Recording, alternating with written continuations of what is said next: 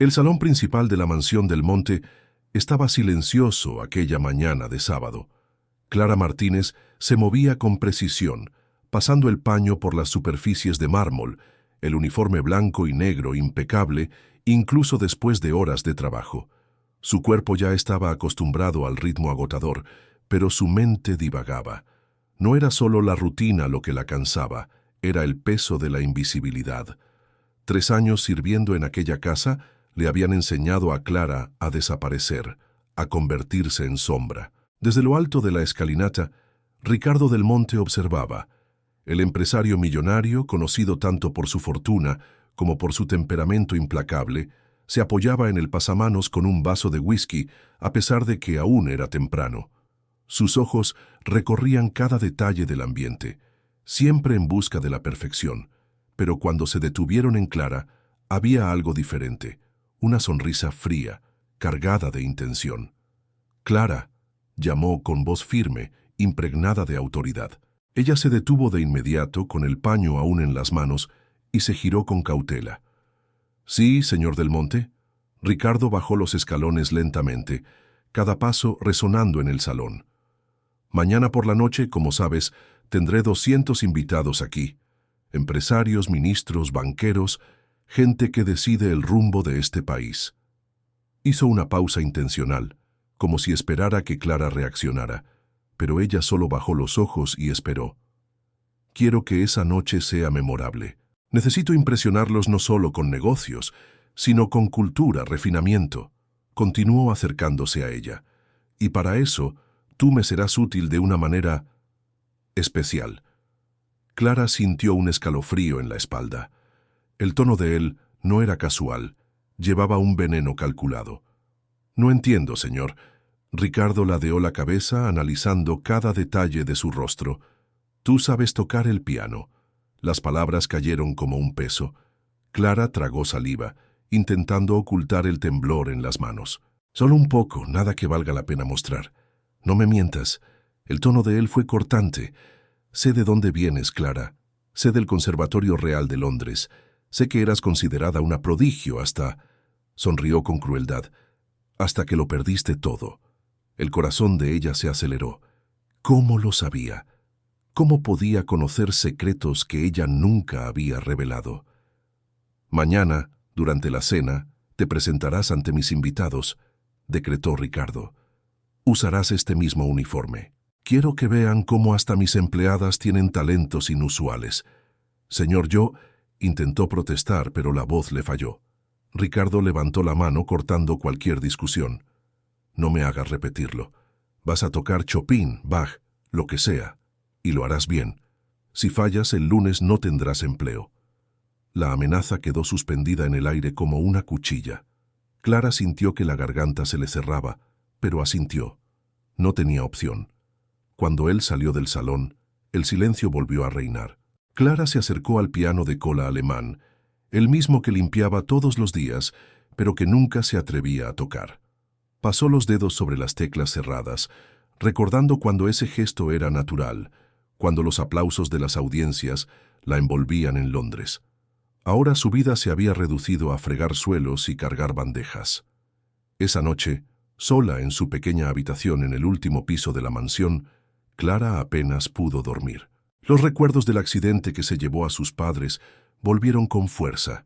La llamada, el funeral, el regreso desesperado a Brasil, la pérdida de todo. Cerró los ojos y respiró hondo. Mañana tendría que revivir un pedazo de aquello. Al día siguiente, la mansión estaba en ebullición.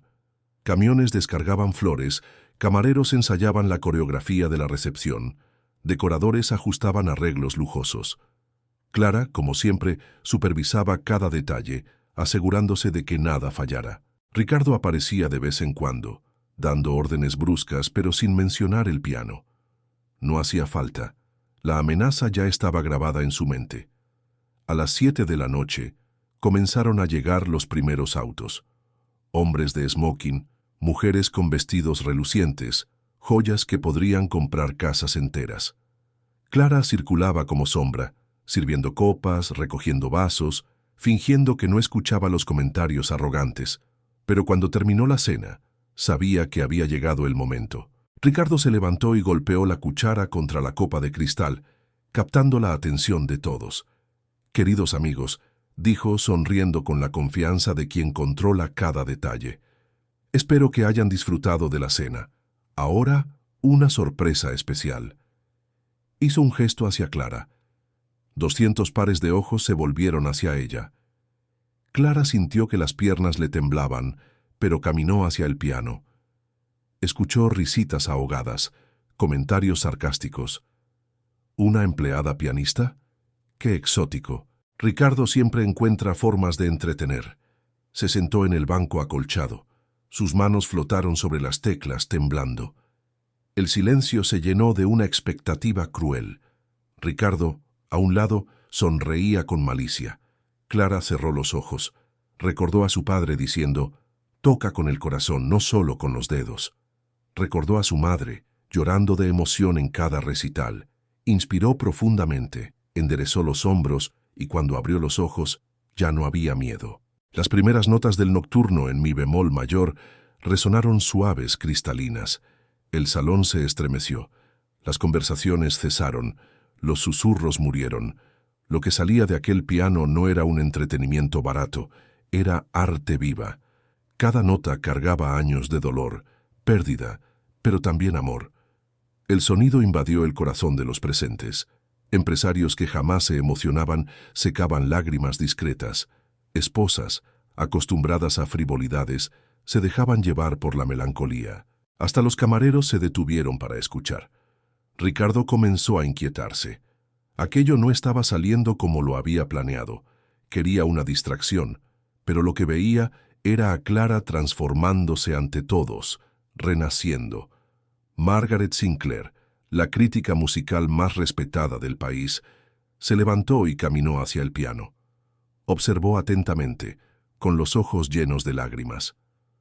Esto es genial», murmuró, incapaz de contenerse.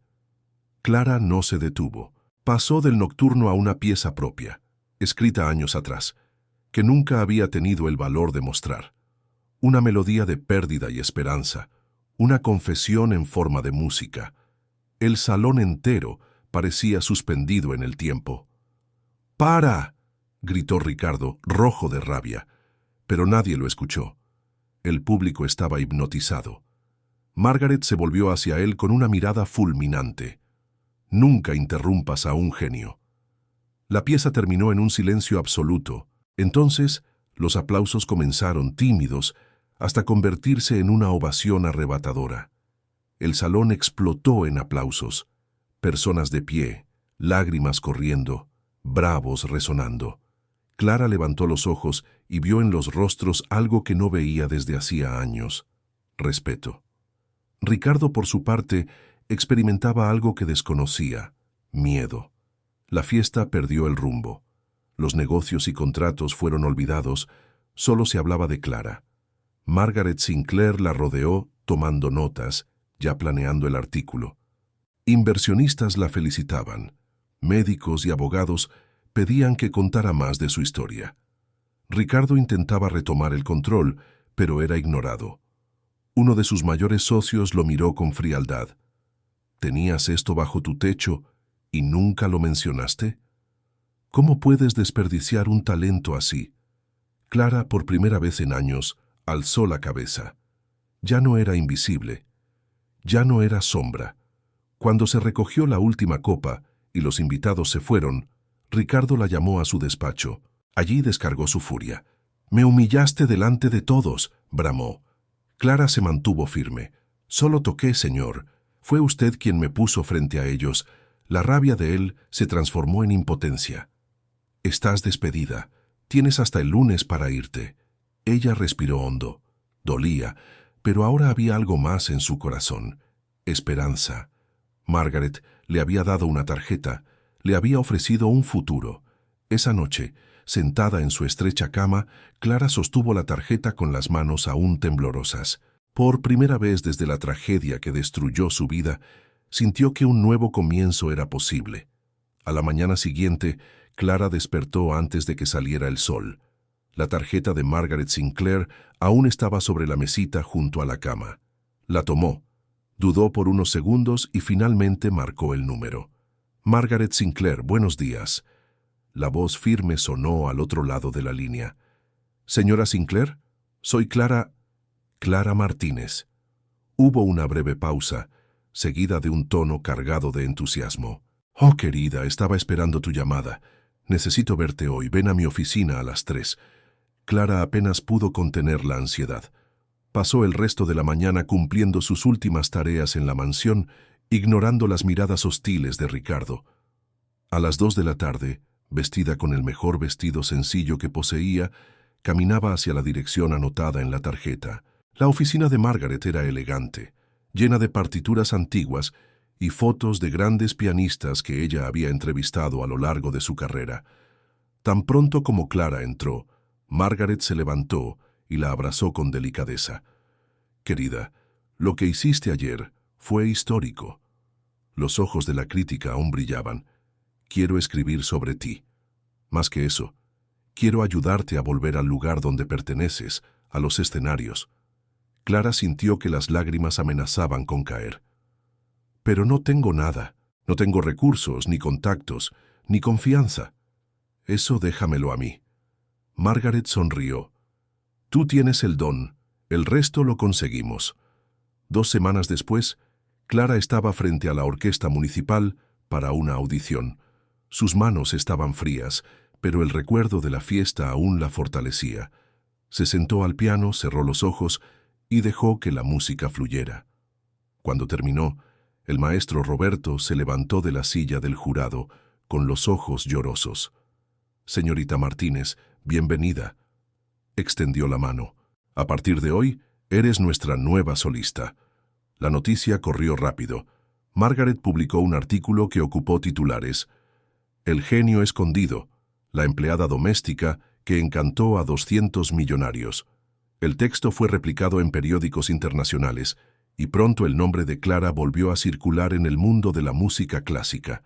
Mientras tanto, Ricardo del Monte enfrentaba consecuencias inesperadas. Los inversionistas comenzaron a desconfiar de su integridad. La imagen de empresario sofisticado que había cultivado durante años se vio manchada por rumores de que explotaba a una pianista de talento internacional como empleada. Negocios se estancaron, reuniones fueron canceladas y su reputación comenzó a desmoronarse. 6 meses después, Clara estaba en los bastidores del teatro municipal.